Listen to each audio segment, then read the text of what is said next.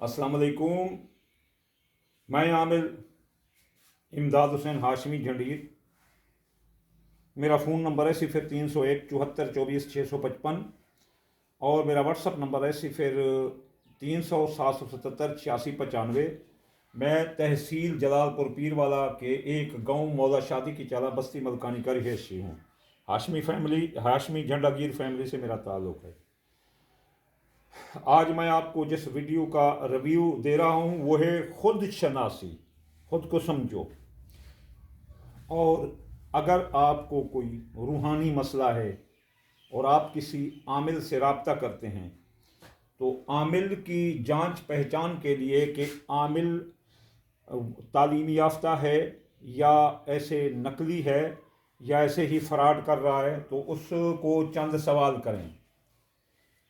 सवाल ये होते हैं कि सबसे पहले आमिल आपसे आपका अगर आप अपना ज़ायचा बनवाना चाहते हैं तो अगर वो आपसे डेट ऑफ बर्थ पूछे तो डेट ऑफ बर्थ से जो बुर्ज बनता है वो ईसाई बनाते हैं, और जो नाम का पहला हर्फ है इससे यहूदी बनाते हैं। जो नाम के आदाद से बनता है वो अपना इस्लामी तरीक़ा कार है, इस्लामी स्कूल ऑफ थाट है। तो सबसे पहले वो आपसे आपका नाम पूछेगा और फिर आपकी माँ का नाम पूछेगा, तो समझना कि ये कुछ जान पहचान रखता है।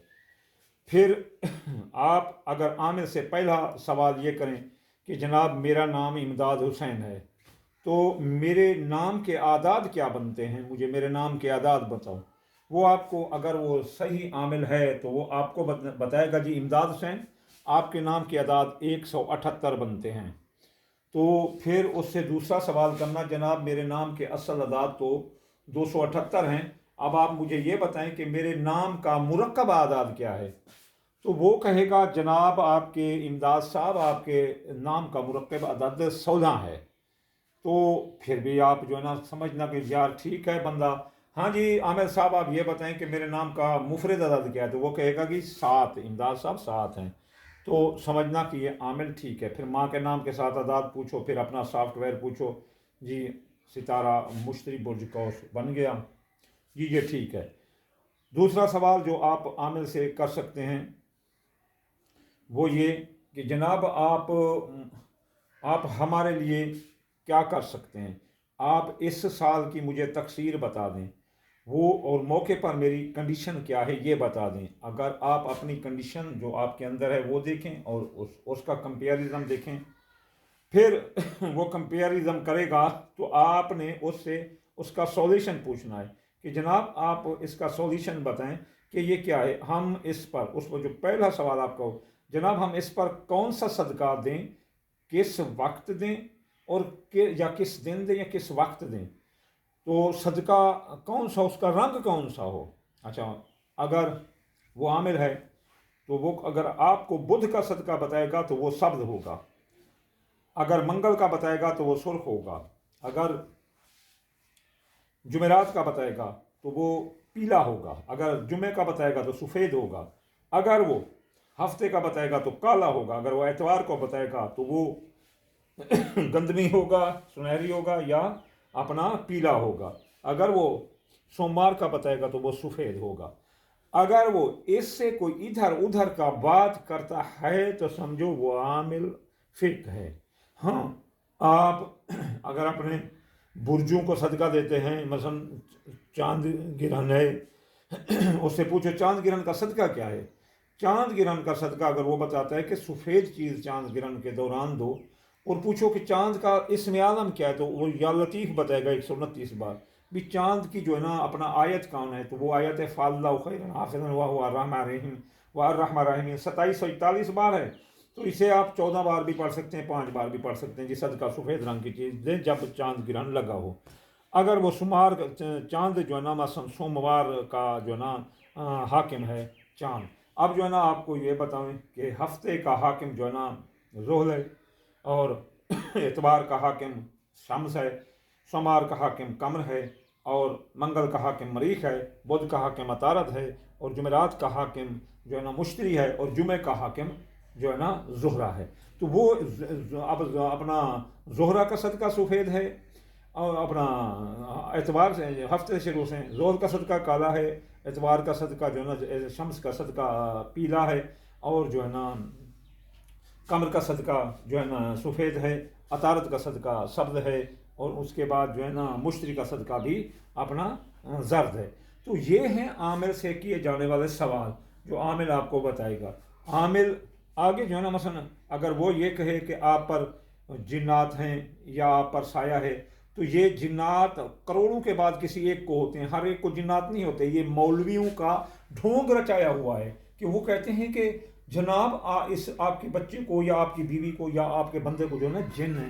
ابے بھائی آپ غور کرو کہ ایک انسان جب پیدا ہوتا ہے تو اس کے ساتھ دو قرین ہوتے ہیں، دو ایک جو ہے نا رحمان کی طرف، ایک شیطان کی طرف سے، یعنی ایک انسان کی پارٹیشن ہے، اس میں غصہ ہے، کرودھ ہے، اس کے اندر رحم بھی ہے۔ تو جو انسان اگر کسی غلط کاریوں میں لگے یا اس کے برین کا یہ اورا، جسے اورا الیکٹرک میگنیٹ کہتے ہیں، اگر ننگا ہو جائے کسی کے تویزات کی وجہ سے یا کسی کے ناروا سلوک کی وجہ سے، تو اس پر جو ہے نا بیرونی جو اثرات ہوتے ہیں الیکٹرک میگنیٹک اسپیکٹرم لوگوں کے دماغوں کے، تو اس کو ٹچ کرنے لگ جاتے ہیں۔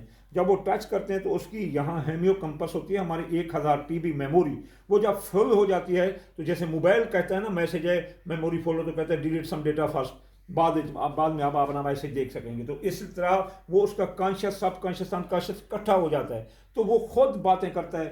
ہاں جی، ہاں میں ملتان گیا تھا جی، میں لاہور، ہاں ہاں ہاں۔ تو یہ اس کا مطلب ہے کہ اس کو جن نہیں، اس کا مطلب ہے اسے ذات النفس کے ہمزاد کا سایہ ہے، یعنی کہ خود کا خود پر سایہ۔